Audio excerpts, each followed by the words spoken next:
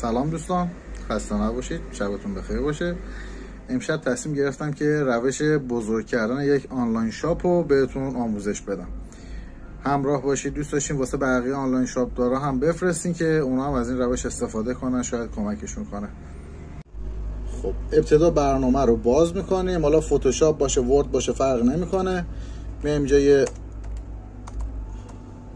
آنلاین شاپ می‌نویسیم. بله، انتخابش میکنیم کلشو.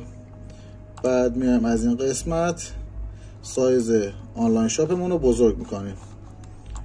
الان ما یه آنلاین شاپ بزرگ داریم. حالا دست خودتون میتونید چقدر دوست دارین بزرگ بشه آنلاین شاپتون. فقط خیلی بزرگ نکنید که کنترلش از دستتون خارج بشه. آره.